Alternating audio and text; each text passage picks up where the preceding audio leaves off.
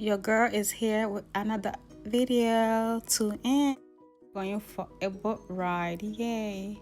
Fork in the river to the right was the original course of the river, the part that Moses Cleveland entered when he founded the city in 1796. At that time, the mouth of the river was a mile from here at what is now Edgewater Park. The entrance that we are using was dug between 1825 and 1840 when Congress appropriated $90,000 to open this new channel. We're often asked, who pays for the opening and closing of these bridges? Are we charged a toll or a fee? Well, the answer is no. The decision was reached in a landmark court case back in the early 1800s. Many bridges were being built for the first time.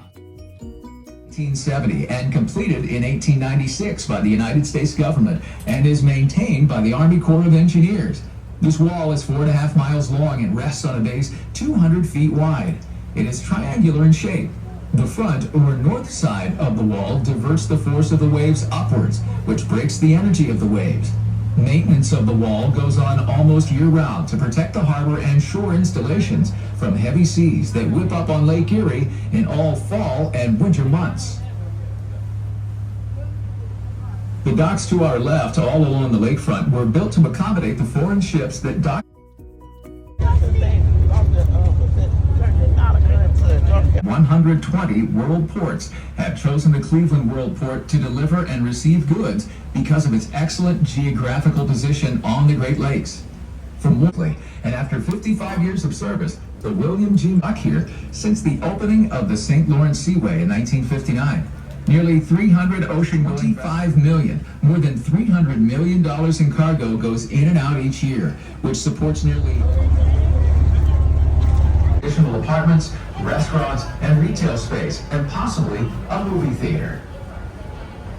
The bridge high above the main avenue, 6'2" and 20 feet, at 8,000 feet in total in Ohio until 2007.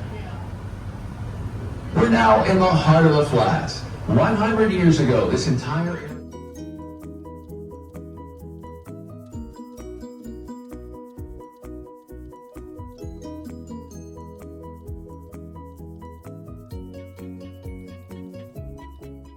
docks further upstream of the Cuyahoga has done a great job of converting the old lifeboat launches used by the United States Coast Guard station until 1976 into a whole array of floating jet docks accommodating all ages and abilities to learn to sail right here on Lake Erie. The land on our right is called Whiskey Island. At one time it was occupied by the stevedores who unloaded the old sailing vessels and by others who worked on the lakefront. The island had many saloons and during this is one of the last existent examples of a bobtail swing bridge and is the last operative one in Ohio. The bridge has been rebuilt 3 times, 1948, 1993, and 2023, and was originally operated by steam. The large high bridge above is the former Detroit Superior High Level Bridge, renamed the Veterans Memorial Bridge to honor service personnel of this area. This bridge was open to traffic on Thanksgiving in 1917, and at that time was the largest steel and concrete Dock 20. The large cement silos were formerly owned by the S. Rock Company, but are now operated by Seafood Company. This building has been a commercial Civil War. Grain used to be brought in by lake freighters, taken by conveyors into the storage towers, and ground into meat.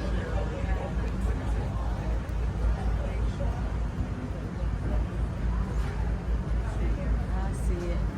Oh, so in movies it's actually real. Yep.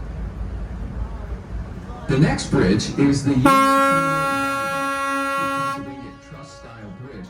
It was built between 1929 and 1935. The West Side Rapid Transit uses this viaduct. The Green Bridge is the Columbus Road Bridge, originally built in 1940.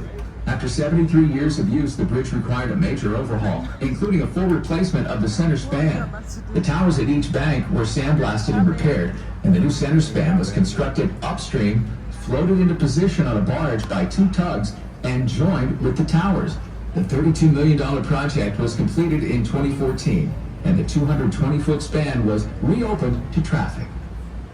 Right here is where the first bridge was built across the Cuyahoga River in 1835, at this very location in the valley. In the early 1800s, the left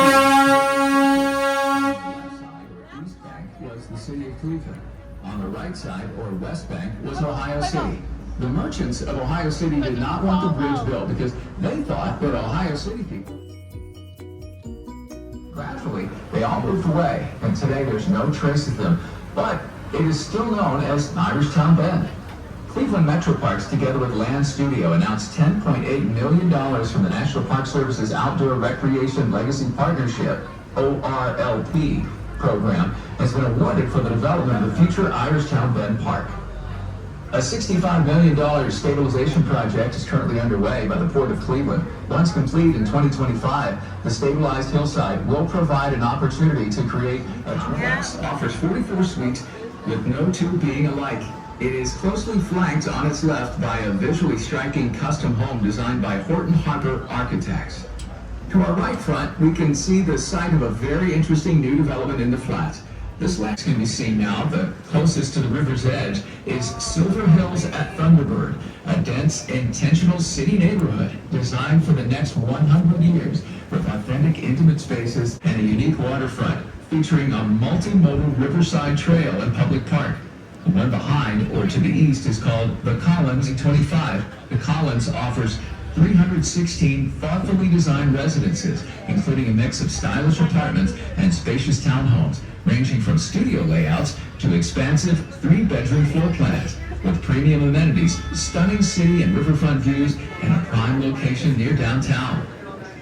The old brick building on the left was once used as a stable by monks and is well over 100 years old. For years, this was the home of the Pipeline Development Company, where fittings were designed and manufactured for the repair and maintenance of pipelines all over the world.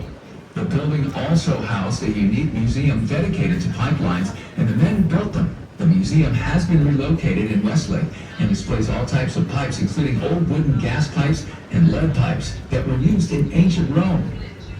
The buildings are now home to the Foundry, a community rowing and sailing center geared toward youth in the Cleveland area. The Foundry is home to more than 100 rowing machines, as well as at a cost of nearly $6 million. It was built in 1953 and spans the river 200 feet. Once run by Conrail, it's now privately owned and serves the local area. On our left, we see the dock and cement silos of the St. Mary's until a more modern station opened at Terminal Tower in 1933. This is the area where Lorenzo Carter built his log cabin, just on the crest of the hill, or on the lee of the hill, to protect his family from the cold, icy winds that come across Lake Erie from the north during the winter months. At the river's edge to the left is also where Lorenzo Carter built the first ship in the Western Reserve. It was called the schooner Zephyr. They used the little transformational mixed-use development, reimagining underutilized land at the historic Tower City Center river area, which we now know today as Lorain, Ohio, and the Black Swamp area, which we now know today as Toledo, Ohio. On the right, and profitable lumber industry for the Great Lakes. Lumber was valuable enough as a construction material locally, but it became a prime commodity to ship back to the East Coast, whose rapid progress had led to rapid deforestation. Throughout the 18th with more limited applications. The lumber trade led to a rather unique problem for the commercial interests, taking off with over $1,600 in goods and lumber. And keep in mind that during the early and mid-1800s, word traveled so slowly that by the time the authorities were alerted to a crime, the perpetrator was often long gone.